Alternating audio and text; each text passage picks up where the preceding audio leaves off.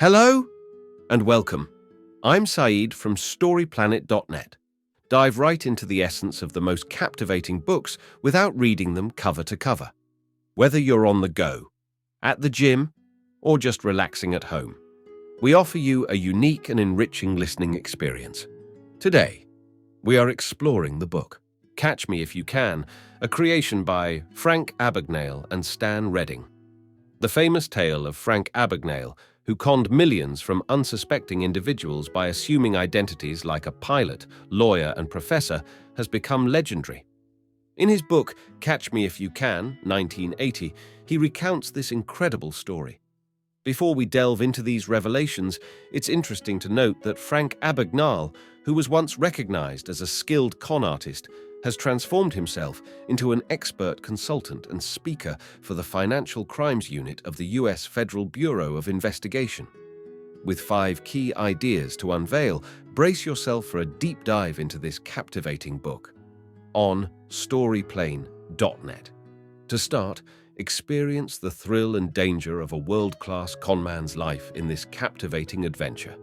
Frank Abagnale, a notorious con artist in the 1960s, managed to fake his way into becoming a pilot for Pan Am and swindled banks for a lot of money. Despite pulling off these scams for a long time, he was eventually caught. These blinks provide an insight into Abagnale's life as a con artist and how he was eventually apprehended. Key idea number 1. Frank Abagnale initially led an innocent life, but his fascination with women sparked his criminal inclinations. Frank W. Abagnale Jr. had a happy childhood until his teenage years when things started to unravel. He received a car from his father at the age of 15, which attracted attention from girls and sparked his pursuit of beautiful women. While working as a warehouse clerk, he asked his father for a credit card to cover car expenses. He intended to be honest, but discovered he could charge non-gas expenses to the card. This led him to earn $3,400 through various scams. When his schemes were discovered, he was sent to a boys' reform school. Upon his return, his family had experienced financial difficulties, so at 16, he ran away from home to start a new life. Key idea number 2.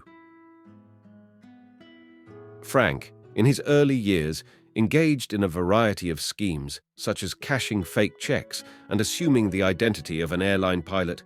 Frank, a 16-year-old runaway, had big ambitions for a life of luxury and adventure. With limited job prospects as a high school dropout, he turned to cashing phony checks for quick money. Wanting to attract women and earn a high income, Frank decided to pose as an airline pilot. His tall stature and youthful appearance made it believable. Becoming a pilot not only provided him with a respected profession, but also the ability to fly for free, allowing him to evade the law while pursuing other scams. Through studying and pretending to be a student, Frank acquired the necessary knowledge and skills for his new persona. With a pilot's uniform and months of preparation, he confidently embarked on this deceitful journey. Key idea number 3. Frank successfully maintained his con game by taking advantage of lax regulations, using his keen observational skills, and relying on a fair share of good fortune. TLDR. Frank's successful con game as a fake pilot in the 1960s would be unlikely to work today due to increased security. At the time, LAX airport policies and minimal security allowed him to pretend to be a Pan Am pilot and deadhead on flights around the world. He also used his pilot identity to stay at reserved hotels. Frank's attention to detail, quick learning, and extensive knowledge of the industry helped him maintain his deception. He kept a notebook with insider information, technical data, and names of airline personnel, which helped him appear authentic and maintain his charade. Key idea number 4. Frank pretended to be not just a pilot, but also a lawyer, professor, and even a doctor. TLDR. Frank, a talented impersonator, posed as a doctor, lawyer, and professor in various cons. He successfully played doctor by doing very little work at a hospital, faked being a lawyer but was eventually caught, and then posed as a professor and impressed his students. The university wanted to hire him permanently after the summer term. Key idea number 5. Frank an experienced con artist, was caught and sent to prison after years of thrilling and profitable scams. Frank Abagnale, known for his wild adventures and conning millions of dollars, decided to retire at the age of 20 in France. However, the French police caught up with him, and he was sent to a medieval prison in Perpignan.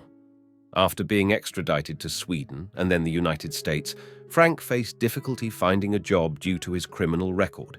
Instead, he offered his skills in detecting false checks to banks and became known as a white-collar crime specialist. Today, he teaches at the FBI, helping to train future agents to detect and apprehend con artists like himself. In conclusion, Frank Abagnale was a remarkable con artist in the 1960s, adept at assuming false identities as a pilot, doctor, and lawyer through careful observation and study. After being caught and imprisoned, he now works with the FBI to train their agents in catching individuals like himself. Thank you for listening to this summary.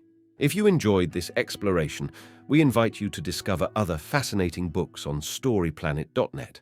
Don't wait any longer. A multitude of books, stories, and knowledge await you there. See you soon on story.Planet.net.